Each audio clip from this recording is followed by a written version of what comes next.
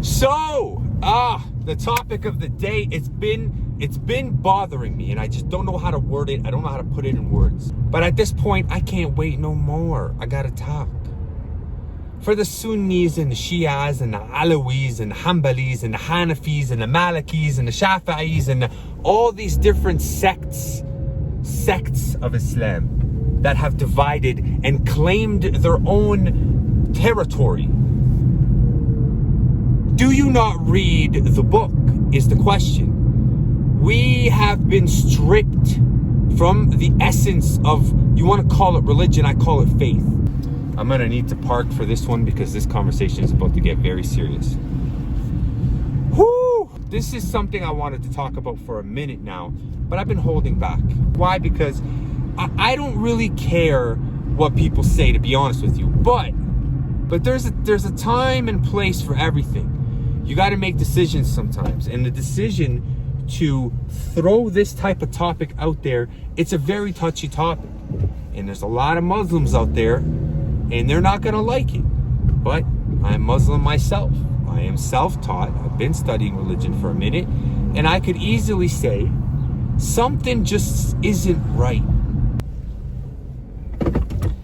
And here it is. The conversation is going to start very awkwardly, but we're going to have to do it. Check this out. When you have a so-called religion or a faith that you follow, backed up by a religion, because this is how it is, do we follow it blindly, or ask yourself, do we actually study it? Are we putting time into researching facts, or are we inheriting our religion like a bunch of chickens in cages, locked up in a farm, spoon-fed corn?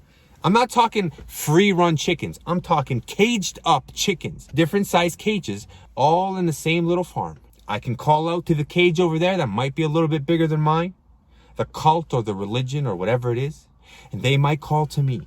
But at the end of the day, we are spoon-fed chickens closed up in a cage with a bunch of other cages around us. That's religion for you. And I hate to say this because I used to hear people say, oh, well, religion's non-existent. And I look at them and say, these guys are stupid. How could you say religion's not? Who are you to say religion is non-existent? But then you do some research and you study. And the more you study, for those that do their due diligence, they find things. And then they become strangers, because when you bring up a topic like this, which is I'm about to bring it up right now, you become an outcast, a stranger, and who the hell is this guy? Listen, there's education. There's organized education and there's self-taught education, but there's education. If you had to pick between both, I would say pick both and then figure out what's best. That's the best answer. I'll give you an example. You go to school, you go to med school, doctors go to school. They got good intentions. They don't go in with bad intentions. They're people that have good intentions to help. But did they study? They trusted. They didn't study med school. They didn't study how it started and who backs it and who funds it. No, they just are good people with good intentions. They go to med school. They get taught nothing but meds and surgery, from 2 to 70 hours of nutrition in all of med school, but they have good intentions. But they don't know the story starts from 0 to 100. We start our story from 50 on. We don't research the 0 to 50. This is why there's issues in religion, issues in politics, issues in leadership, issues in government, issues in everything that we do. You come out a robot working for the pharmaceutical companies, but we don't know this. Some do. Some eventually pick up on it. And here's the problem. No nutrition courses. Why? Because it's an organization. It's no different than organized crime. But we, uneducated people, will think and say, well, the doctor. I want to marry my daughter to a doctor back home. It's all they do, doctors. But do we not question? We don't. So let's bring it back to religion for a minute. If you're Sunni, 80%, give or take, of Muslims. Shias are about 7 to 10%. Then there's, Alawis, and there's Duruz, and there's all these different sects divisions, jurisprudence of Islam. My question is, did you not read the source? Did you not read the Quran?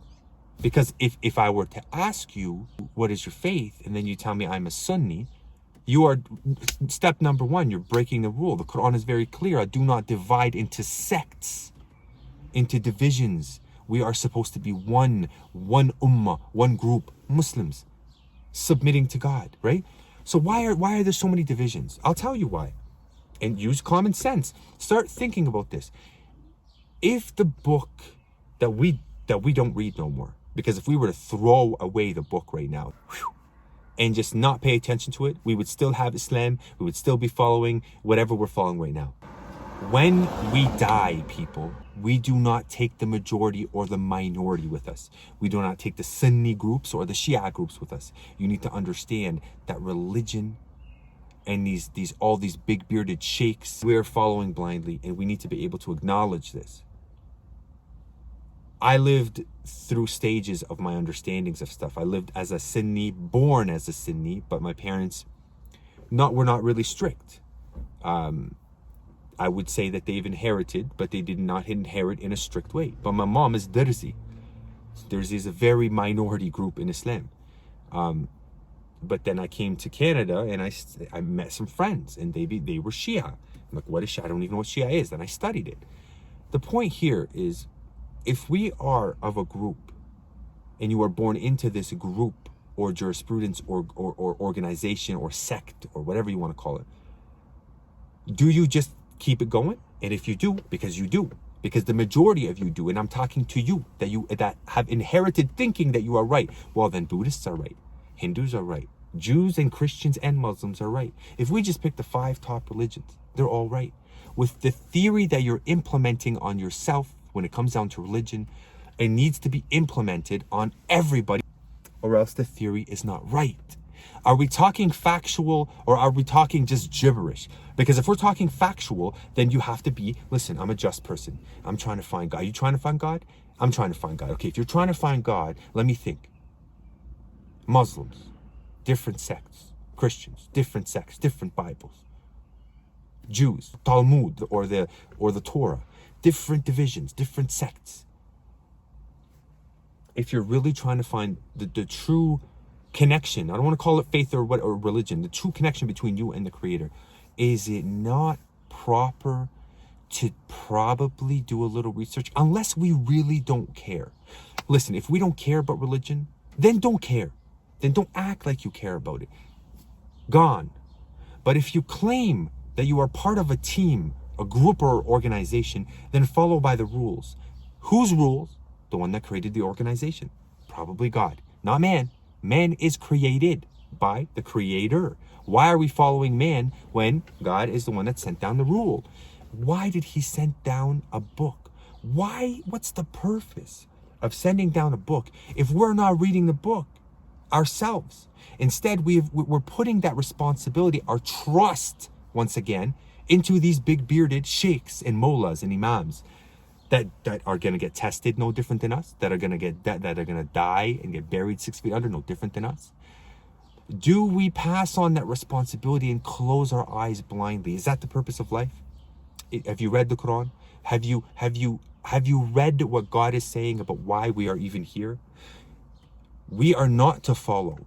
We are to do our own ijtihad or our own due diligence. Because when you die, you don't take your big Sunni ummah with you, and you do not take your minority Shia ummah with you. You're done. You're on your own, my friend. No mommy, no daddy, no nothing. So the question is, if you can backtrack and know that when you die alone, why are you following blindly? Why have you not cracked open the book, God speaking directly to you, unless you don't know? You know subliminally that, because you don't study it, but you know subliminally that the Quran, as a Muslim, we're not talking Christianity right now, we're talking Muslims, is the book, divine book from God sent to you. But you've been spoon-fed like chickens to believe that you need other men to tell you what to do. But did you read the Quran? When was the last time? Listen, I'm not challenging you, but I'm telling you, really dig down deep in your soul. Did you read it today? No? Okay. Did you read it yesterday, the Quran? No? You didn't? How about last week? You didn't? Maybe in the last month? Oh, Ramadan. You read it in Ramadan? But then how about this? A month before Ramadan, you stopped drinking and you said, hey, I gotta get ready for Ramadan, for the 30 days out of the year. And then during Ramadan, you came in strong with that momentum, no different than a gym membership in January. And when Ramadan hit, you came in strong on that first day. You cracked open 3 pages and you read them real good. But then that died down on the second and third and fourth and fifth. And by the time you get to the second week, gone. We don't have the dedication to stay consistent in anything in life nowadays. Our commitments to things are so pathetic that we think we're going to conquer the world, but we don't do nothing. The point is, we don't read the Quran. But if you did, here's what you'll get. That there is no other lawmaker but him. He is the lawmaker and the book is clear. Chapter 6 verse 114, chapter 12 verse 111. Shall I seek other than God as a lawmaker when it is he who has sent down the book fully detailed? For those that say, well, I need somebody to explain it to me. I need to be spoon-fed like a chicken. Okay, well, read the book. We're following an organization, a sect, a jurisprudence, or whatever you want to call it. And the creator, the CEO, the founder of this organization is telling you, there's a chain of command and follow me. I am the only chain of command. Why are you going down to the sheep to follow them when I am telling you this is what's up? No, you didn't like that one. Surah Yusuf chapter 12 verse 111. What does it say? This book is a fully detailed book. This book is not a fabricated hadith, but an authentication of what came prior to it. This book, the Quran, it's not fabricated. It's not fabricated like the other ones that came down and man put their hand in it because we are all opinionated and we want to be able to take control of everything. We don't want to do that. It's a book. It's not fabricated. It's not a hadith. It is authentic. It came down to authenticate what came prior to it, meaning what came prior to it was authentic until somebody unauthenticated it by putting their hands in it. Why are we putting our hands in the same way that they did before? Why are we not listening to what God is saying when he says it is not a fabricated book? So listen to it. It is a fully detailed book. It is for guidance and for mercy. We don't need anybody other than him. He is the lawmaker. He makes the book and he delivers it to us through a prophet, through prophets. Follow it now. But no, we want Sheikh Muhammad and Sheikh Abbas and Sheikh Zaydin Zidane and Sheikh all these people to tell us what to do. And then it becomes a battle between the Sunnis and the Shias, the two main groups. Oh, they're munafiqeen, they're hypocrites. Oh no, they're this and that. And then you cause division. Did you not read the book of what the devil's job is? His job is to distract you from dhikrullah. When you are fighting, and our obligation is to remember God. Devil, opposite. Taking away remembrance. Us, our job is to remember God, dhikrullah. If the devil's job is to take you away from dhikrullah, the remembrance of God, and we know that we're on this earth for a test, are we not being tested? Are you not being tested? Am I not being tested? Are these sheikhs not being tested? We are forgetting that we are being tested. That we need to do our due diligence, our ijtihad on ourselves and not outsource our work. We're not outsourced. This is not a social media marketing agency where you can go on Fiverr.com and outsource your stuff for $5. To India, Pakistan, South Africa, this is different. This is your faith. This is your eternal life after you die. So, question. If you know you're here to be tested, claim you are of a faith. You've never studied any other religion. You claim Cuba is the best place to vacate, but you've never been to Jamaica. You're Muslim Sunni, but you don't know nothing about Shias other than what the bad stuff that everybody's talking about them. You're Shia, but you know nothing about Sunnis other than what your forefathers tell you. You're Christian, but you don't know Islam. You're Jew, but you don't know Muslims. Does that make you right? It makes you ignorant. If you are a priest, or a sheikh, or a man of knowledge or an imam in any religion, and you claim you know, but you don't know others, you are fake. And I'm not talking the med school knowledge. I'm talking your own ijtihad, your own due diligence, your own common sense. Have you studied? Have you studied? If you haven't, there's two options. You got to be spoon-fed what they tell you. Sure, go be spoon-fed, but keep an open mind and study what is really out there. So to sum it up and make it quick, if you are a man or a woman of faith, and you claim that you are of a certain religion, suggestion to you, religion means that you are following a higher creator. Then follow him. Read the source. Read the source. Read the source of the creator. Don't outsource your work to other people and get their opinions. With 7.8 billion people on earth, that's 7.8 billion opinions. When you face your God and he says, what happened? I sent you a book. Fully explained, fully detailed, for mercy and guidance. Why did you go to this and that and that? Because as you see now, when we go to these people, we get different opinions. We get this guy saying, pray like this. Nope, a little bit lower. Nope, you got to pray with your hands next to your legs. When you do your wudu, when you pray, you got to pray 5 times a day. But wait, Shias pray 3, but they combine it. Well, what if you're Druze? If you're Durzi, well, Durzis don't pray at all until they're 40 years old. Do you see the division and the complication? But if you read this, you find the truth. But wait, we can't read this without man explaining it to us. We need another man to explain it to us. That man that you claim is gonna explain it to you has done his due diligence. If he so-called done his due diligence, then he did what he did in front of God. You do what you do in front of God. Stop depending on people to give you answers. This is not how you live your life. It's cheap. I wish I could call people sheep. I'm really putting you on a pedestal when I call you a sheep. Chickens in a cage, caged up amongst other chickens in other cages, in a farm, closed up with a lock, with an owner that comes in and checks up on you guys every once in a while. Hey, Sunnis, everything good? Shias, you got, yeah? You guys throwing little corn pebbles on each other from far to far? Listen, go do your research. Life is short. People are dying in their 30s. When you're dead, you're dead. Let me make this simple. The book is clear. Read it and understand it. And when it comes down to the other hadiths or Talmuds or other books that tell you what you're supposed to be doing, the so-called hearsay, I want to get to that in another video. I'll actually tag it in this one. I'll tag everything in this one. The salat, the wudu, the zakat, everything that you want to know. I'm going to tag them all underneath in the description. The point is, I don't want to get this. We can drift off and talk about so many things. I want to keep it simple.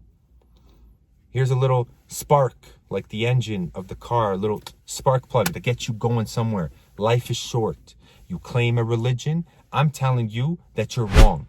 I don't care, even if you're on the right path and you have not studied and you're living blindly. We live in a desacralized environment, meaning there is no faith. There is a purpose for the devil, and the devil's trying to take us away from the dhikrullah, or the remembrance of God. Have you not studied? If you claim you're Muslim, then you know what's in the book. The devil is trying to deceive you. You are still here, meaning you are still being tested. Here's a little poke, a little ignition, a little spark to get you understanding that you are still here. You are still being tested. There is a devil and he is messing with you. And have you questioned where he's messing with you? When he's messing with you? Could it be in our books? Could it be in our Talmud or in our Hadiths, in our hearsay that God said no other book than this book? No other guider than me?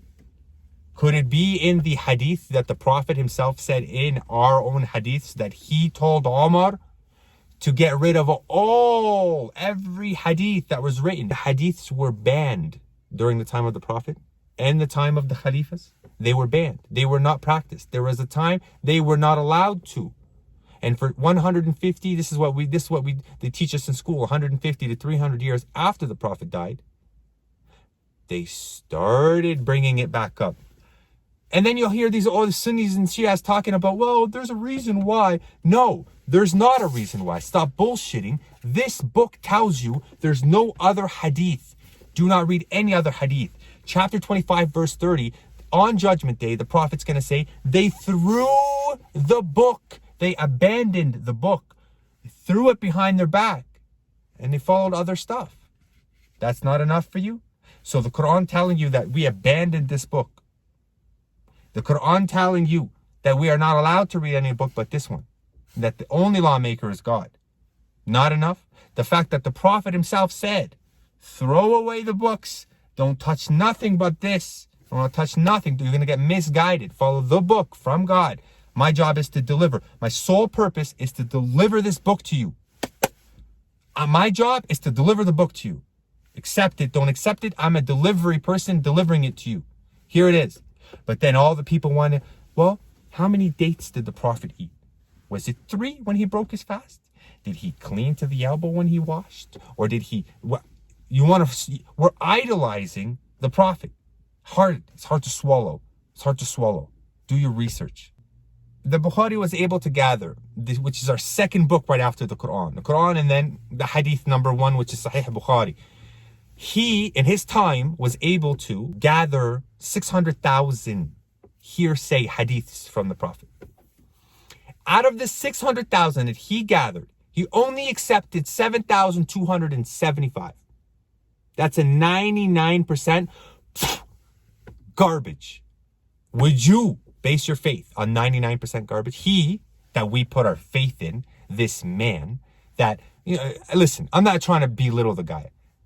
Much respect to anybody that does knowledge, but let's not put him on a pedestal. Let's not put him in a God's level. When we claim religion, we claim Bukhari, Muslim, Tirmidhi, Dawood. Where is all this? Where are we getting this from? In the next 200-300 years, we're going to have other people from our times, and they're going to put them on pedestals. Are you not listening to yourself? Are you not listening? When we put these men on pedestals, at the time, they weren't on a pedestal the way we're putting them on a pedestal. What gives 100 or 200 or 300 or 500 years from now the right to people in our time to be idolized like them? If it's a possibility then, it's a possibility now for the future people to do what we've done to them, what they'll do to us. So we might be living amongst somebody that might be the next Bukhari or Muslim. You never know. You never know now. You can't predict 500 years from now. You don't know.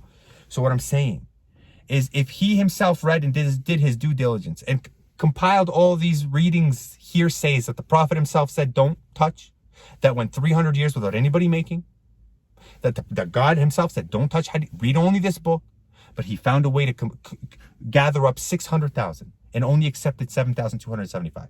Muslim, Sahih Muslim, gathered out of 300,000 that he was able to, wherever he was, he also accepted 1% out of all the hadiths that he gathered up. There's a problem. There's a problem here. We need to acknowledge this. We might not be here tomorrow. As long as you're searching for the right path, then search. God is just. God knows what we're doing. But while you're sitting at home chilling and fighting off all the other sects and causing fitna and all this backbiting between people and fighting and wars, all these wars are caused by what? They're not caused by this book. Every war that's been caused, it's been caused by our hearsay books, not by our book, not by this book. They're caused by our hadiths, our jurisprudence, our way of thinking when it comes down to, well, the Prophet was supposed to pass on the message to his family. And the other people say, well, nope, that's not right. They're supposed to pass it on to their friends. Oh yeah, well, let's go to war now and fight. Fight, kill, die. And then everybody else just started talking about the fights and the inheritance and forgetting that they were people that are being judged and dead now. And we are people that are going to be judged and dead. We are being tested. We are all being tested. Instead of you wasting your time about what those people that are going to be, the prophets are going to be trialed and tested. The prophets were trialed and tested. You don't think that we're going to be trialed and tested? That Bukhari, Muslim, Tirmidhi, they're not going to be trialed and tested? when we sit here and talk and waste our time about what they did in the past. Hearsay stories, they're great. It's like watching a Netflix series or special, but it should not affect you in a way where it's going to change your salvation into anything. You have a book. He sent down the book to you to do your own due diligence. Stop reading these hearsay. This person said that this person said that that person said that that person said that he heard the prophet say this. You really want to build your faith, your religion, your eternal life or eternal hell, your eternal heaven or hell on some hearsay. If you went to court, they would laugh at you if you used what you're using for your afterlife in court. That some of, if not most of them, don't give a crap about religion. If you were in court and the judge asked you as a witness, hey witness, did you see him do it? Did you see him commit murder? Me? No, I didn't see him. But what had happened was, John had told me that he overheard Matthew talking to Ahmed, and Ahmed is the one that's seen it. Get out is what you're going to get. You can get a boot in the face, if not charged, for wasting the court's time. So why are you wasting God's time? It's irrelevant that the theory of this so-called science of Hadith. People, wake the hell up, people. Chicken spoon-fed in a goddamn cage. That's where we're at. Wake up.